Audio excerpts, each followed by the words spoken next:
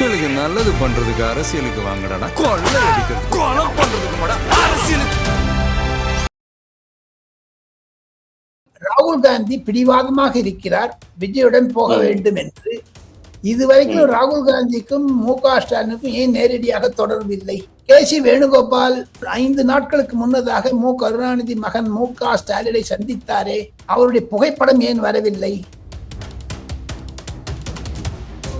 விஜய் கண்டுத்தான் முதலமைச்சர் மு.க. ஸ்டாலின் பயப்படுகிறார் என்று இது மூலம் தெரிகிறது. காரணம், செல்வ பெருந்தகை கருப்பு செருப்பு போடாத திமுக காரர்கள் காங்கிரஸ்காரர்கள் இருக்கிறார் என்றெல்லாம் பல வர்ணங்களில் மாணிக் தாக்கூர் போன்றவர்கள் பேசுவதும் காதில் விழுகிறது. யாரும் இல்லை என்று சொல்லவில்லை. காங்கிரஸ்காரர்கள் தலைவர்கள் மனதிலோ முகத்திலோ, திமுக காரர் மனதிலோ முகத்திலோ ஒரு குஷி இல்லையே, சந்தோஷம் இல்லையே. எங்க மொத்தம் ராகுல் காந்தி தான் இந்த பேச்சுவார்த்தை குளறுபடி செய்தார், கன்ஃபியூஸ் பண்ணி விட்டார், குழப்பி விட்டார் என்று திமுக காரர்கள் சொல்வதும் காதில் விடுகிறது. 3 தூதுக்குழுக்களை அனுப்பினாரே, சபரீசன் மாப்பிள்ளை சபரீசன் உள்பட காந்தி சந்தித்தார்களே, அதனுடைய புகைப்படமும் அதனுடைய டீட்டெயில்ஸும் ஏன் வரல? ஆக மொத்தம் காங்கிரசுக்கும் திமுகவிற்கும் இடையே குழப்பங்கள் அதிகமாக இருக்கிறது என்று தான் டெல்லியில் சொல்லுகிறார்கள். சப்போஸ் காங்கிரசும் திமுகவும் உறவு வந்தால் நாளை மறுநாள் காங்கிரஸ் ஒரு பக்கம் திமுக பக்கம் போகும், மெஜாரிட்டி விஜய் பக்கம் வந்துவிடும் என்பதுதான் என்னுடைய கருத்து. தம்பி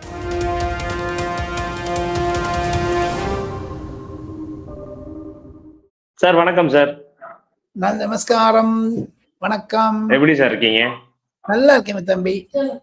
சார், இப்ப காங்கிரஸ் திமுகவோட அந்த கூட்டணி பேச்சுவார்த்தை இப்ப நீங்க மென்ஷன் பண்ணிருந்தீங்க. இன்னைக்கு செல்வ பெருந்தகை கிட்டத்தட்ட ஒரு 28 சீட்டு லாக் பண்ணிட்டார் அப்படின்னும், டெல்லி புறப்பட்டு சென்றிருக்காரு இதை ஒட்டி அப்படின்னு இன்னைக்கு சொல்ல படுது. நேற்று தகவல்கள் வேற மாதிரி இருந்தது, பட் இன்னைக்கு சொல்ல படுது. அப்போ திமுக காங்கிரஸோட அந்த கூட்டணி உறுதி செய்யப்பட்டுருச்சா சார் இந்த தருணத்துல? விஜய் கண்டுத்தான் முதலமைச்சர் மு.க. ஸ்டாலின் பயப்படுகிறார் என்று இது மூலம் தெரிகிறது. காரணம், செல்வ பெருந்தகை கருப்பு செருப்பு போடாத திமுக காரர்கள் காங்கிரஸ்காரர்கள் இருக்கிறார் என்றெல்லாம் பல வர்ணங்களில் மாணிக் தாக்கூர் போன்றவர்கள் பேசுவதும் காதில் விழுகிறது. யாரும் இல்லை என்று சொல்லவில்லை. ஆனால் ராகுல் காந்தி பிடிவாதமாக இருக்கிறார் விஜயுடன் போக வேண்டும் என்று. இதுவரைக்கும் ராகுல் காந்திக்கும் மு.க. ஸ்டாலினுக்கும் ஏன் நேரடியாக தொடர்பு இல்லை? கே.சி. வேணுகோபால் 5 நாட்களுக்கு முன்னதாக மு. கருணாநிதி மகன் மு.க. ஸ்டாலினை சந்தித்தாரே, அவருடைய புகைப்படம் ஏன் வரவில்லை? ஒரு வீடியோ ஏன் வரல? காங்கிரஸ்காரர்கள் தலைவர்கள் மனதிலோ முகத்திலோ, திமுக காரர் மனதிலோ முகத்திலோ ஒரு குஷி இல்லையே, சந்தோஷம் இல்லையே. எங்க ஆக மொத்தம் ராகுல் காந்தி தான் இந்த பேச்சுவார்த்தை குளறுபடி செய்தார், கன்ஃபியூஸ் பண்ணி விட்டார், குழப்பி விட்டார் என்று திமுக காரர்கள் சொல்வதும் காதில் விடுகிறது. நீலகிரியில் ராஜாவை ராகுல் காந்தி சந்தித்தார். கனிமொழி 2 முறை சந்தித்து விட்டார் ராகுல் காந்தி. நேற்று போதும் சரி, 10 நாளுக்கு முன்னாடியும் 2 முறை தமிழக காங்கிரஸ் தலைவர்களை ராகுல் காந்தி டெல்லியில் அழைத்து பேசினார்கள். மல்லிகார்ஜுன் கர்கே இருந்தார்கள். யாரும் இந்த பொதுத்தளத்தை பேசக்கூடாதுன்னு சொன்னாங்க. மாணிக் தாக்கூர் போட்டுட்டே இருந்தார்.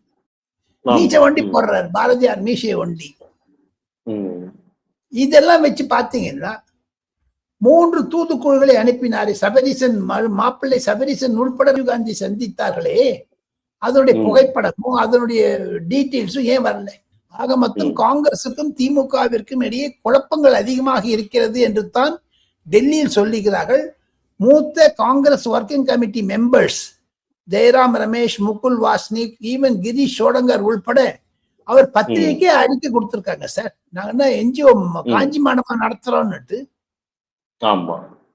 சோ அதெல்லாம் வச்சு பாத்தீங்கன்னா குழப்பத்தில் இருக்கிறது.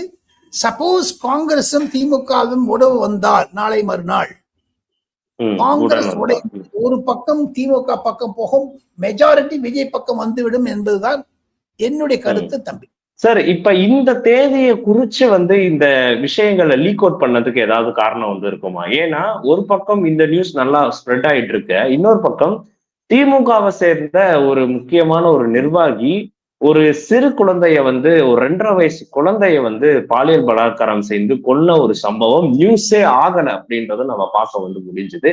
இன்னொன்னு இந்த நேரு அவர்கள் மேல போடப்பட்டிருக்கிற அந்த ஊழல் குற்றச்சாட்டையும் அந்த தகவலுமே பெருசா ஸ்ப்ரெட் அவுட் ஆக வந்து மாட்டேங்குது.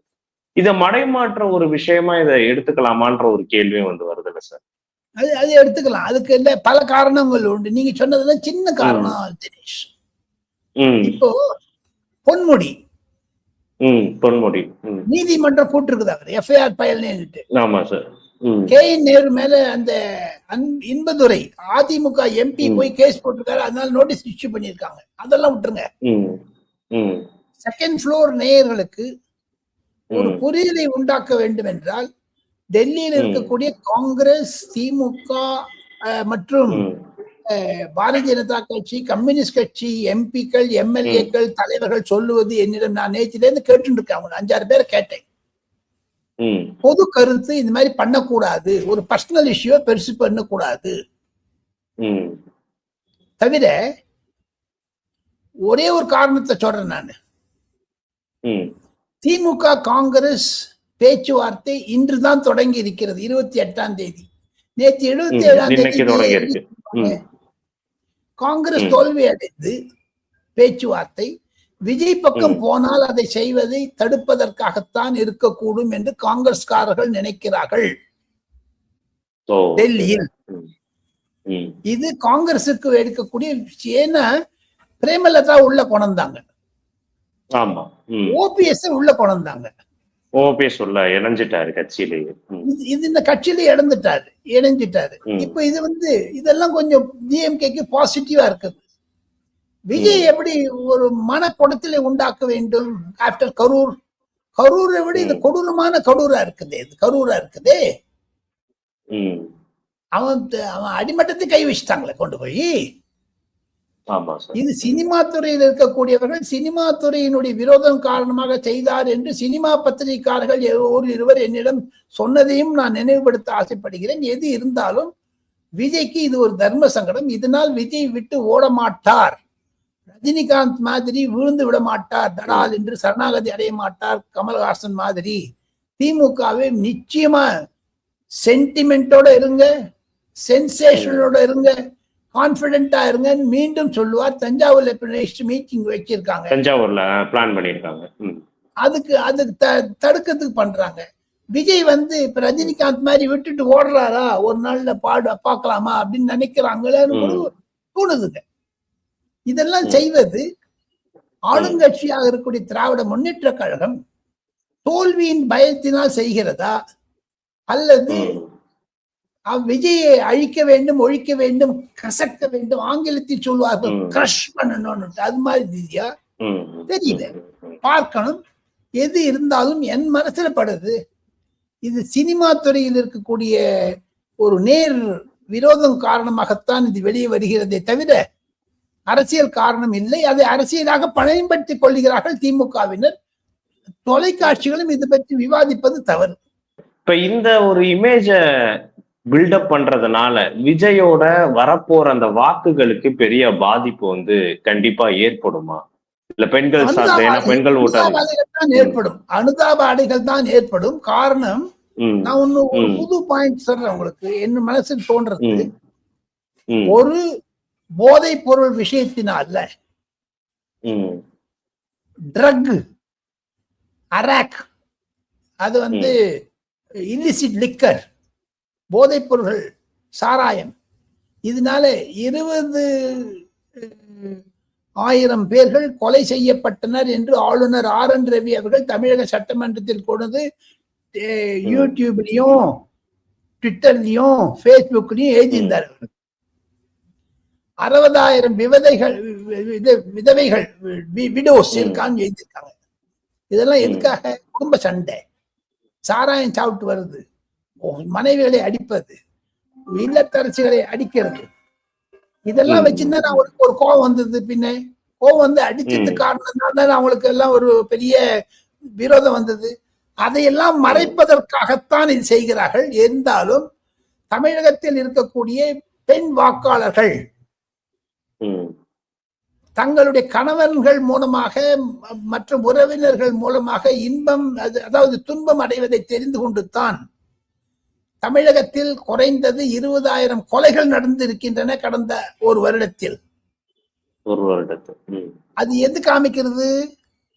அதனால விஜயத்தை நீங்க ப்ரொஜெக்ட் பண்ணிட்டீங்கன்னா ஒண்ணு அந்த மறைஞ்சிட முடியுமா, இல்ல இந்த விஜய்க்கு அனுதாபாலை வருமா?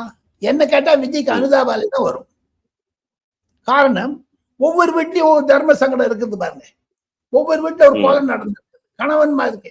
நேற்று ஒரு காலையில் ஒரு பத்திரிகையில் படித்தேன், ஒரு என்ன BMW கார் வந்து நல்லா ட்ரக் அடிச்சிட்டு ஒரு வீட்டு மேல ஏற்றி விட்டாங்கன்னு பாருங்க. சராமரியா மோதி அந்த வீடியோ இது போதையினால் தான் வருது.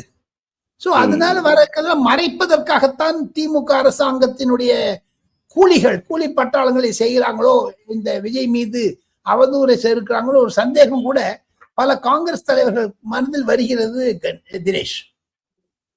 இப்ப ஹிஸ்டரியுமே நம்ம எடுத்து பார்த்தா தமிழகத்துல மிகப்பெரிய ஆளுமை தலைவைகளா இருக்கக்கூடிய எல்லாரோட பர்சனல் வாழ்க்கையிலயும் இந்த மாதிரி ஏதாவது ஒண்ணு நடந்திருக்கு அப்படின்ட்டு எல்லாருமே எடுத்து போட்டுக்கிட்டு இருக்காங்களே சார். பட் மக்கள் இதுல தெளிவா இருக்காங்கதான் பாக்குறீங்களா சார்? பர்சனல் வேற அரசியல் வேற அப்படின்றதுல அது எல்லாத்தையும் இருக்குங்க தம்பி. ராஜீவ் காந்தி அவர்கள் உயிருடன் இருந்த பொழுது 7 ரேஸ்கோ ஷெட் என்று அவருடைய பிரதமர் இல்லத்திற்கு அழகே ஒரு சோறு எழுப்பிட்டாங்க அப்படின்னு ஒரு கதை வந்தது 1985. அது ஏன் தெரியுமா? அங்க சோனியா காந்தி சொல்லிட்டாங்களா, அங்க அருண் சிங்னு இருந்தவருடைய மனைவி அடிக்கடி ராஜீவ் காந்தியை பார்க்கிறார் என்று. அதே மாதிரி இலங்கை வாழ் மக்களுக்கு துன்பம் வருவதற்காக திடீர் என்று கடற்கரை ஓரமாக முதலமைச்சர் சென்று மு கருணாநிதி அவர்கள் உண்ணாவிரதம் இருந்தார்கள் காலையிலிருந்து மாலை வரை. அப்பொழுது அவருடைய குடும்பத்தினர் அழுகே இருந்தது. தலையில் ஒன்று காலில் ஒன்று இருந்தார்களே, அதை பற்றியும் சில விமர்சனங்கள் வந்தது. தவறுதான், அதுவும் கண்டிக்கத்தக்க வேண்டியதுதான். சோ ஆக மொத்தம் பர்சனல் லைஃபையும் இதையும் கம்பேர் பண்றது தப்பு. இது ஒரு பொது பிரச்சனையாகி பொதுமக்களிடையே விஜய்க்கு அனுதாபத்தை தான் கொடுக்கும் என்று நான் ஆணித்தரமாக சொல்ல முடியும் தினேஷ். ஓகே சார், உங்களோட நேரத்துக்கு ரொம்ப நன்றி சார். மீண்டும் இதே மாதிரியான ஒரு அரசு. தேங்க்யூ தினேஷ். Thank you sir.